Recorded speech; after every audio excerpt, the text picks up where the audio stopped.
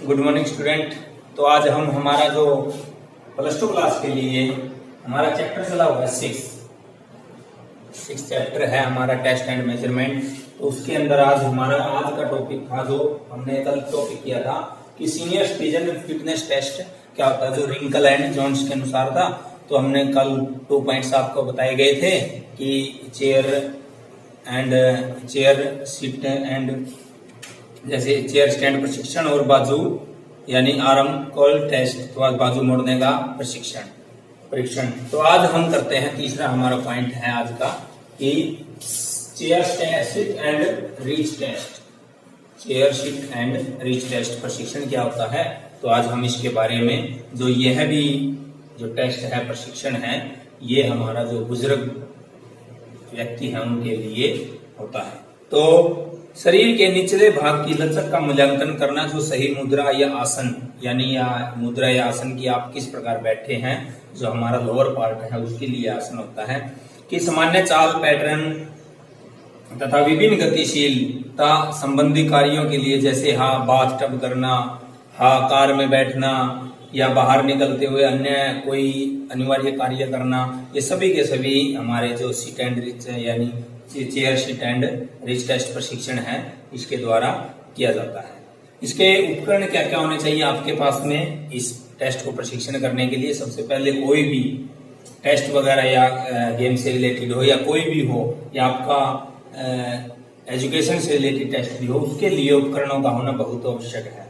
जिस प्रकार आपका टेस्ट के लिए आपके पास में नोटबुक होनी चाहिए जिससे आप लर्न करते हो, उसके अगर टेस्ट देना है तो उसके लिए आपके पास में शीट होनी चाहिए, पेन होना चाहिए, पेपर बोर्ड होना चाहिए। ये उपकरण होते हैं जब आप टेस्ट वगैरह दे सकते हैं। उसी प्रकार ये जो भी टेस्ट है हमारे सीनियर सिटीजन के लिए जो भी टेस्ट प्रशिक्षण है उसके लिए भी आपके पास में कोई ना कोई उपकरण होना चाहिए। हर टेस्ट के लिए उपकरण होते हैं कि इक्विपमेंट होते हैं कि पैमाना यानी जो मापने की होती है पैमाना, जिसको आप फीता वगैरह बोलते हैं, वो होना चाहिए आपके पास में। और 44 सेंटीमीटर ऊंची यानी आपके पास में सीट वाली चेयर्स या जो बैक उसकी बिल्कुल सीधी हो ऐसी आपके पास में चेयर होनी चाहिए, या आप एक फट्टे का भी इस्तेमाल कर सकते हो जिसकी ऊंचाई आपके पास में 44 सेंटीमीटर हो, उसके पीठ हो यानी जो भी फट्टा वगैरह उसके पीठ होनी चाहिए।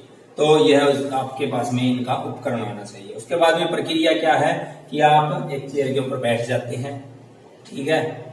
आपको एक पिक्चर दिखा देता हूँ, फिर आपको मैं ये समझाता हूँ। पिक्चर के माध्यम से आप अच्छी तरीके से समझ सकते हैं। ये हमारी सीट एंड रिच टेस्ट प्रशिक्षण का पिक्चर के माध्यम से देखिए कि आपने एक चेयर के ऊपर बिल्कुल सिरे के ऊपर बैठना है, एक पाँव को बिल्कुल सीधा रखना है, एक पाँव को जमीन से बिल्कुल समतल रखना है और दूसरे पाँव को बिल्कुल सीधा करना है, घुटनों से नहीं मोड़ना है, जो पंजे आपके सामने की तरफ होने चाहिए। फिर आपको दोनों हाथों को जो पंजे हैं उनसे मिलाने की कोशिश करनी है। अगर आपके पूरे मिल जाते हैं, अगर आप पंजे को पकड़ लेते हैं तो आपको 0 पॉइंट मिलते हैं। अगर आप इसको आगे तक ले जाते हो, जैसे हमारा हैंड्स है, अगर थोड़ा सा पंजे से आगे चला जाता है तो यह मापा जाता है कि हमारा जो उंगलियां हैं वो कितनी आगे चली गई हैं पंजे से। जितनी भी सेंटीमीटर हमारी चली गई है उसके द्वारा आप इसकी माप कर सकते हैं कि हमारी जो है कितने आगे, हमारे पाँव से कितनी आगे वो चली गई है। तो देखिए कि यही आपको बताया गया है इसी के अंदर कि आपके पास में एक सुरक्षा करने वाली दीवार से सटी हुई एक चेयर होनी चाहिए जो किनारे ऊपर बैठता है।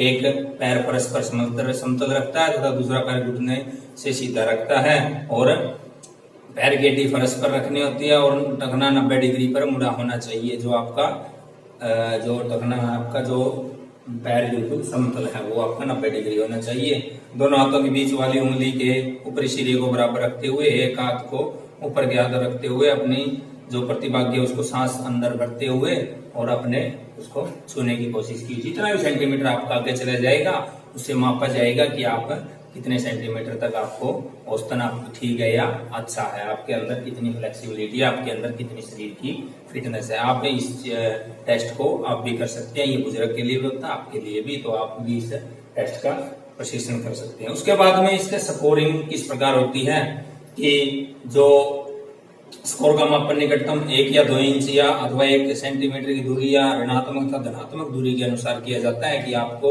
या तो यह कम हो सकता है कि आप कितना छू नहीं सकते, तो इसका ऋणात्मक हो सकता है कि आप इससे नीचे हैं। अगर आप पांव से ऊपर चले गए तो यह सोचा जा सकता है कि आपकी दूरी है वो आगे है। और विभिन्न आयु वर्ग के लिए इस प्रशिक्षण का आधारित स्वीकार्य मानक नीचे तालिका में दिया गया है। आपको ये एक और तालिका दिखा देता हूं मैं इसी पिक्चर के माध्यम से। तो देखिए कि आपकी अगर ये देखा जाता है कि अगर इतना है तो आप ऋणात्मक पोजीशन में, अगर आपका पांव बिल्कुल इसके ऊपर है तो 0 पॉइंट, अगर इससे आगे चला जाता है हाथ ऐसे ही छूने के बाद में तो आपको धनात्मक पॉइंट मिलते हैं। और ये हमारी अंक तालिका है। इसके द्वारा हम आपको जैसे आपकी औसतन आयु है पुरुषों के लिए कि 60 से 64 आयु वर्ग के अगर -2 पॉइंट है तो आपके औसतन से कम है, अगर -2 पॉइंट से 4 से आती है तो औसतन आपकी ठीक है, अगर इससे कम आती है यानी -2.5 से 4 तक आती है और 4 तक आती है तो औसतन आपकी इससे ऊपर है। इसको आप पुरुषों और महिलाओं के द्वारा मानक रूप से इसका जो चार्ट है इंच के अंदर मापा जाता है कि आप इतने इंच तक है। अगर ये बुजुर्ग की स्थिति में आती है, आपके जो भी पेरेंट्स हैं उनसे भी आप ये टेस्ट करवा के देख सकते हैं। ये आपका उसके बाद में हमारा अगला पॉइंट है, इसके बाद में नेक्स्ट हमारा बैक स्क्रैच टेस्ट।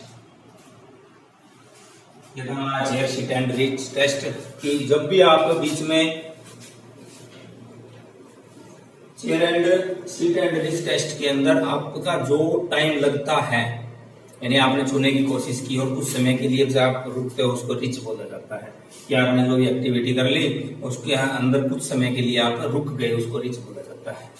ठीक है। इसके बाद में बैक स्क्रैच टेस्ट है कि शरीर के ऊपरी भाग, ये हमारा अपर पार्ट के लिए होता है, वो तो हमारा लोअर पार्ट के लिए कि नीचे के हिस्से कमर से, और इसको आप एक्सरसाइज को आप अपर पार्ट के ऊपर से आप कर सकते हैं जो हमारा अपर पार्ट होता है कि शरीर का ऊपरी भाग कंधों की लचक का मूल्यांकन करता है जो हमारे शोल्डर वगैरह है। विभिन्न कार्यों जैसे बालों में कंघी करना, ऊपरी वस्त्रों को पहनना, सीट बेल्ट लगाना, यानी जितने भी हमारे हाथ से ऊपर की तरफ के जो भी कार्य होते हैं वो हमारा सारा इसके अंदर आता है।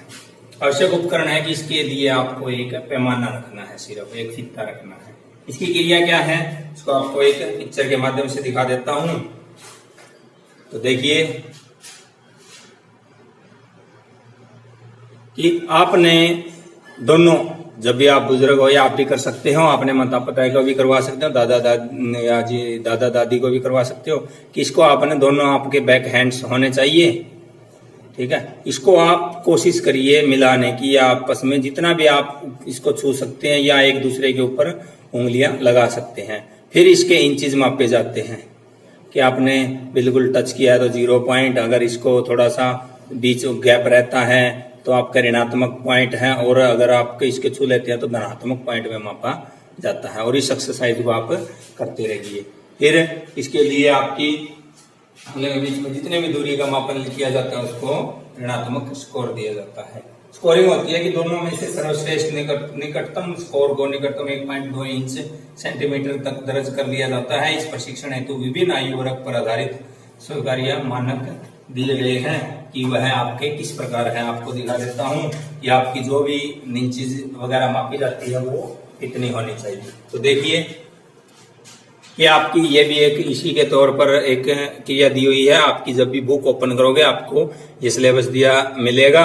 अगर आपकी आयु 60 से 64 वर्ष है तो इससे नीचे औसतन आपकी बिल्कुल कम है, यानी जब भी आप इन चीज मापते हैं 6 पॉइंट से 0 तक आती है तो औसतन आपकी ठीक है, अगर 0 से ऊपर चली जाती है आपकी तो औसतन आपकी ऊपर है इसकी।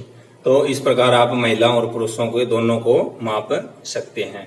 ये है 90 से 94 साल तक के लास्ट है या उससे ऊपर के भी आप इसको माप सकते हैं। तो ये हमारे 2 बेस्ट प्रशिक्षण थे सीनियर सिटीजन के। आगे और भी हैं वो आपको नेक्स्ट टॉपिक में करवाया जाएगा। हमारे 4 हो चुके हैं कि चेयर स्टैंड प्रशिक्षण, आर्म कर्ल टेस्ट और chair seat and reach test and back scratch test. ये हमारे 4 पॉइंट हो चुके हैं। आपको अपनी नोटबुक के ऊपर अच्छे तरीके से इनको राइट करना है और लर्न भी करना है। और प्यारे विद्यार्थियों, आप अपने जब भी ऐप है उसके ऊपर होमवर्क आप डेली करते रहें। और आपका 2nd चैप्टर का टेस्ट अभी इस मंथ के लास्ट वीक तक हो सकता है, तो आप सेकंड चैप्टर की रिवीजन रखिए और आपके एमसीक्यूज का टेस्ट उसका आपका हो सकता है 15 मार्क्स का। फर्स्ट चैप्टर का आपका हो चुका है और जितना भी हो सकता है आप ऑनलाइन वीडियो, जब भी आपकी ऑनलाइन वीडियो के माध्यम से आप जो भी आपकी मीटिंग, जूम मीटिंग के माध्यम से आप हमारे साथ जुड़िए और जो भी आपकी प्रॉब्लम्स है उसको सॉल्व करवाइए। तो प्यारे विद्यार्थियों, आप जो भी होमवर्क आपको मिलता है उसको रूटीन वाइज करते रहें। धन्यवाद।